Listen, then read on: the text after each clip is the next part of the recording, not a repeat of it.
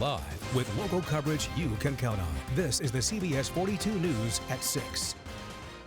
Good evening. I'm Morgan Welch. Thanks for watching the CBS 42 News at 6. We're continuing to follow the breaking news in Shelby County. That's where right now the Alabama Department of Public Health and the Chilton County EMA are in the town of Wilton, giving out drinking water. Wilton is located near the Chilton County line in southwest Shelby County. CBS 42's Scott Shaw spoke with residents who say they have been without running water for nearly a month. He has their story. Take a look at the parking lot here at the Wilton Baptist Church. These 3 tanks are from the Alabama Department of Public Health. They're providing non-potable water for anyone affected by this water outage. Now, just down the way, we have mobile water filtration units that's providing drinking water for anyone affected. Now, today I had the chance to speak with a mother of 4 who says that her home has been without water for over 3 weeks. Claudia Perez is a mother of 4. Covering Birmingham, a homicide investigation after residents tell police they heard multiple gunshots. That's according to Birmingham police, who say a man was shot to death on Tuscaloosa Avenue Southwest a little after 10:30 last night. Call Crime Stoppers at 205-254-7777 if you know anything. And in Tuscaloosa, 47-year-old Anthony Jones is being held without bond, charged with murder in the death of a 67-year-old Marshall Hollifield. According to the Tuscaloosa Violent Crimes Unit, the victim was found in a home on James I. Harrison Jr. Parkway Saturday afternoon. Happening tomorrow, a candlelight vigil to honor Alexis Coates. She's one of the 2 victims killed in a double homicide at a home in Irondale last week. Friends and family remember Alexis as a compassionate and caring person who leaves behind a 12-year-old son. Alexis was a single mother, and they want to do what they can to help him. People are asked to bring a candle, share a memory, and light up the park in her honor. According to the family, a GoFundMe has been set up to help pay for funeral expenses and to support her son. A Montgomery Circuit Court judge reaffirms that the Alabama Department of Public Health must issue license to birthing centers that meet national standards. Sunday's ruling comes as a legal battle over midwifery services continues in the state. CBS 42's Avery Boyce has the story. In 2023, a group of midwives and doctors filed a lawsuit against the Alabama Department of Public Health, arguing that the state agency was trying to block midwife-led birthing centers. The attorney that I spoke with said that this motion filed on Sunday now gives the green light for this case to move forward. Kristen Stam says that means arguing the overarching issue at hand. If you choose a birthing center, what government regulations can be put on those birthing centers, and where does it become no longer your choice? A live look at the beaches of Gulf Shores. People are preparing for Tropical Storm Bertha. Double red flags are flying on the beaches. Debbie Williams from our sister station WKRG has the latest on the conditions there. Tropical Storm Bertha expected to stay well offshore of Alabama's beaches. We're hoping that it's supposed to stay out in the Gulf. The effects of the storm already putting on a show and forcing people to stay out of the water. I want to get in the water so bad. That'd be really good boogie boarding waves. But with a high surf warning in effect. In news around Alabama, a man from Ohio is on a mission to donate blood in all 50 states. We caught up with him in Huntsville. Al Whitney is 90 years old and says he is now on his 3rd cross-country trip to give the gift of life. Whitney says it started in the early 2000s when he saw a billboard asking for donors and says he was called to do more. I heard a voice that said, Al, you can do more than this. Nobody around me. What can I do? Run a blood drive. Now, I had never organized anything. I couldn't organize a room. So I ran my first blood drive, and huge success. Since then, Whitney hosted about 1,000 blood drives, has given 5 gallons of blood, and donated platelets more than 1,100 times. Alabama is his 39th stop in his 50-state journey. Covering Alabaster, registration is now open for the Hope 5K Running for Survivors race. The 5K and 1 mile run is set for September 12th at Veterans Park in Alabaster. The race is in partnership with the nonprofit Hope You Are Not Alone, which advocates and provides support for women who have survived domestic violence and sexual assault.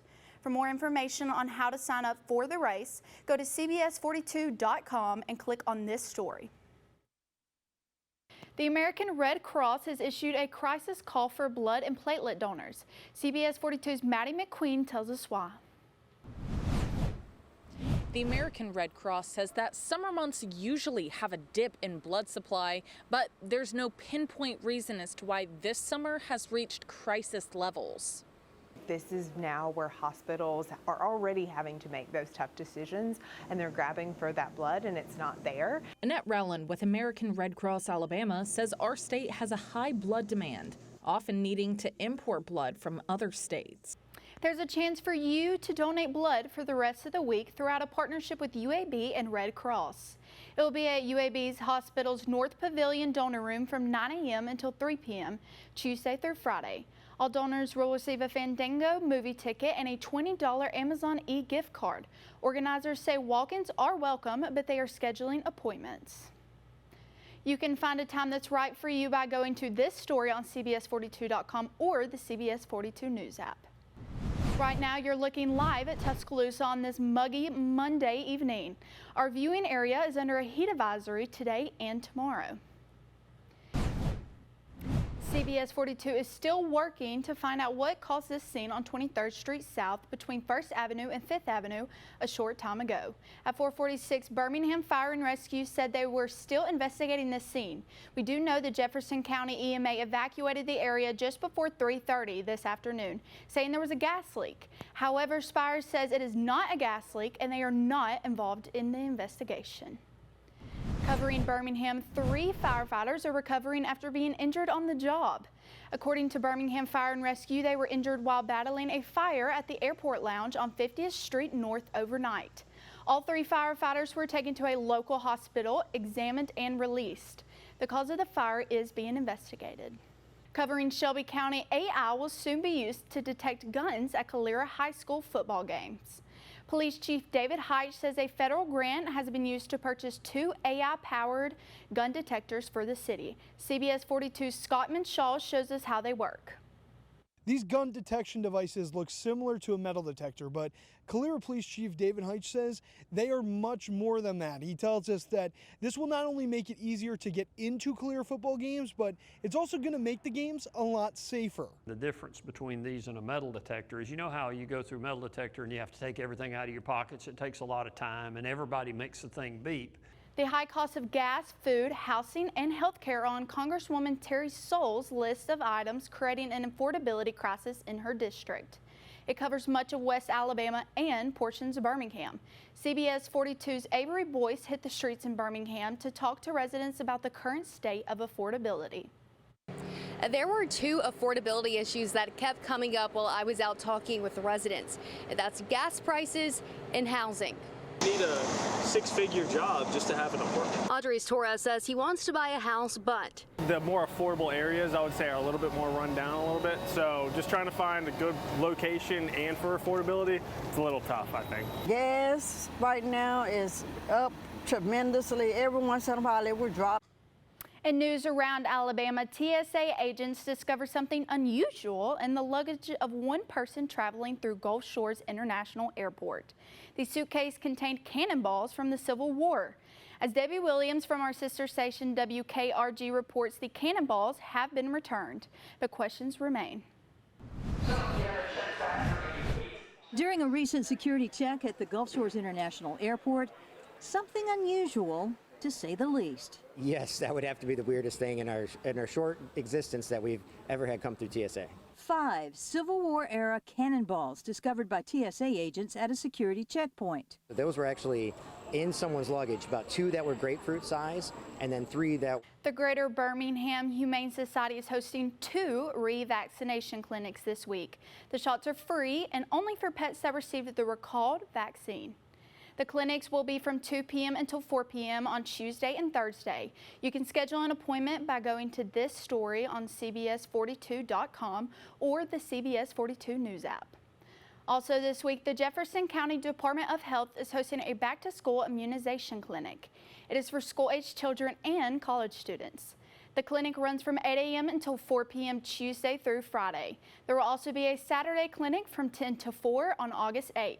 You can schedule an appointment by calling 205-588-5234. The health department says walk-ins are also welcome.